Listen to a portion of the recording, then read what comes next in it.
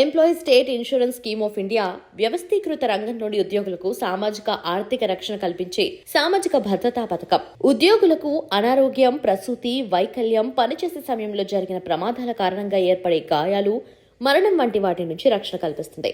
ఉద్యోగులతో పాటు వారి కుటుంబాలకు ఉచిత వైద్య సంరక్షణను అందిస్తుంది. ఈఎస్ఐ పరిధిలోకి వచ్చే ఉద్యోగులకు తాజాగా కేంద్ర సర్కార్ శుభవార్త అందించింది. ఈ స్కీమ్ ద్వారా అందే ప్రయోజనాలను పెంచుతున్నట్లు ప్రకటించింది. కేంద్ర ప్రభుత్వం తాజాగా ఈఎస్ఐ స్కీమ్ పై కీలక నిర్ణయం తీసుకుంది. ఈఎస్ఐ పరిధిలోకి వచ్చే ఉద్యోగులకు శాశ్వత అంగవైకల్యం బెనిఫిట్స్, డిపెండెంట్ బెనిఫిట్స్ రేటును పెంచుతున్నట్లు డిసెంబర్ 15వ తేదీ శుక్రవారం ప్రకటన చేస్తుంది. ఈ నిర్ణయం ధరల పెరుగుదల ద్వారా ఏర్పడే ప్రభావాన్ని తగ్గిస్తుందని పేర్కొంది. ఈ క్రమంలో శాశ్వత అంగవైకల్యం ఏర్పడినప్పుడు ఉద్యోగంలో ఉండగానే ప్రమాదవశాత్తు మరణిస్తే ఎలాంటి బెనిఫిట్స్ అందిస్తారో తెలుసుకుందాం. అంగవైకల్యం ఏర్పడితే, ఉద్యోగంలో ఉన్నప్పుడే గాయపడితే కాంట్రిబ్యూషన్లతో సంబంధం లేకుండా గాయపడిన నాటి నుంచి అంగవైకల్యం కొనసాగినంత కాలం వేతనంలో 90% చొప్పున నెలవారీగా ప్రయోజనాన్ని చెల్లిస్తారు. అలాగే శాశ్వత అంగవైకల్యం ఏర్పడినప్పుడు మెడికల్ బోర్డు ధృవీకరణపై ప్రమాదం కారణంగా సంపాదన సామర్థ్యాన్ని కోల్పోయిన స్థాయిని బట్టి నెలవారీగా చెల్లించే వేతనంలో 90% చొప్పున ప్రయోజనాన్ని చెల్లిస్తారు.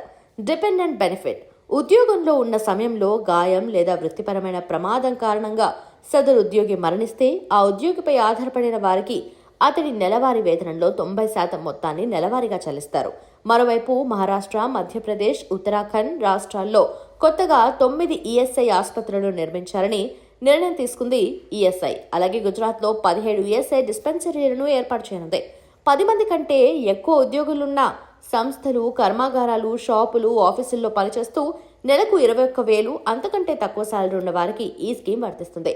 అర్హులైన ఉద్యోగులను ఈఎస్ఐ పథకం కింద నమోదు చేయడం సంస్థ యజమాని బాధ్యత. ఈ పథకంలో ఉద్యోగి వేతనంలో యజమాని 3.25%, ఉద్యోగి 0.75% సమానమైన మొత్తాన్ని చందా కింద జమ చేస్తారు.